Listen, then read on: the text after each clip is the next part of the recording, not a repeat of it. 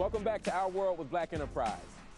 Michael Vick, President Obama, and Beyonce. These are all names that are trending in social media. A special panel tells us why. Joining us this week are Chris Spencer, comedian and writer. We also have actress and comedian Kim Coles, and MSNBC contributor and political analyst Jeff Johnson. So there are a lot of things going on, but one thing people are talking about is the treatment of President Obama. People are saying that no president has ever been called stupid, been called an idiot more, been disrespected in the news more, been disrespected by his colleagues more. Some people say this is what you get when you sign up to be president. What do y'all say? I say I think it's ridiculous. I think that despite the fact Bush got beat up in the press, in the media, one, we've never had a president that's had this kind of news cycle, but two, if you want to be honest, the racial undertones that exist in the comments can't be denied. And so that's the piece that's different than anything else we've seen. So what about those signs of George Bush looking like a monkey? All the people, I mean, y'all are comedians. I mean, y'all had some George Bush being stupid jokes for days, right. In fact, didn't you? Well, he was stupid, yeah. But nobody ever equates white people to being monkeys. You know what I mean? Like, that's not a negative stereotype that we say, hey, white people are monkeys. But we already know throughout history that they've been calling us monkeys. So for them to then call Obama a monkey, then it becomes racial. Here's the thing. This is a man who has achieved a great level of success, a great level of power. He deserves respect, whether or not you agree with his policies or his views. He deserves respect. How do you feel if somebody comes and has a whole Barack Obama comedy routine, making fun of his ears, those grandma pants You're he wears? Supposed to. I mean, the dance moves on Ellen. Come on. Whether you're a political figure, you're an actor, you're an entertainer, once you're in that limelight, you have given us license to talk about you. It's just the way they've gone about talking about him, which is different than any other president that they've ever talked about. Well, let me ask y'all, do y'all have any Obama stuff? Do y'all do Obama bits? Mine are positive. I'm none. I love Michelle's arms. That's all I love her guns. Yeah, she does have some serious guns. Guns. Love it, love it. Speaking of arms, another person with a great arm is Michael Vick. He recently signed a $100 million contract with the Philadelphia Eagles, sort of giving him a full-fledged second chance in sports. First of all, what do you think about that? The idea that Michael Vick got a second chance after doing felony time for dogs. Listen, no, I don't know how to answer that. I think it's great. I don't know how to answer because I do think that people do deserve second chances. Absolutely. Absolutely. But I think that is he being rewarded because of his talent?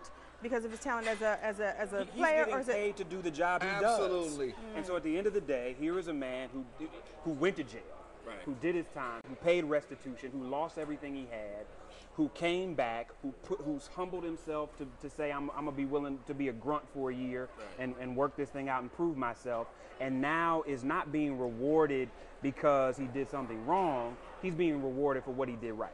Yeah, it's about what he's doing on the field and the butts he's putting in the seats and the revenue that the actual team is getting and the city is getting that's allowing to have that salary. If he wasn't winning, he wouldn't be making this money. Well, that's what so it's all about winning. So whether he did whatever, which is his job. His job is to actually win. That stuff off the field, yes, they've dealt with that. He's paid his price. He's done whatever he had to do, which was go to jail. And now he's back and they're winning and they're making a lot of money. And who are they supposed to give the money to? I think the problem is that there is a double standard for people that have served time. And that we keep trying to make people serve time and over and over and over again.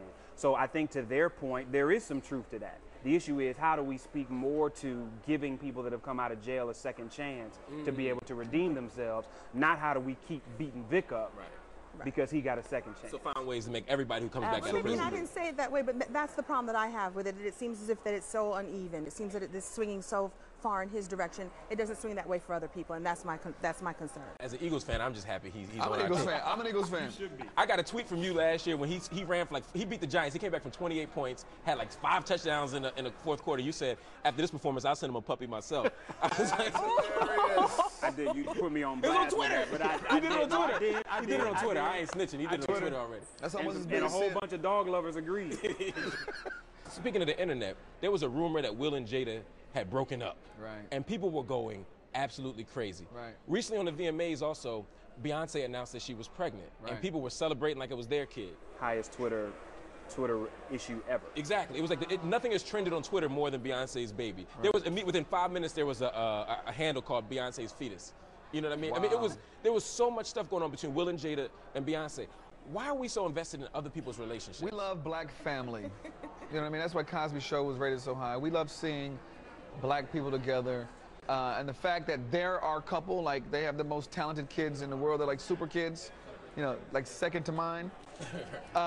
It's great to see that. And then to see that Beyonce and Jay-Z, after whatever they've gone through, and to see two other superstars create a family, it's just, we love it. And it's aspirational because I don't know that people are having that much success in their own daily life, so it's so easy to look out there and go, oh, look, they're doing it right. I think it's ridiculous.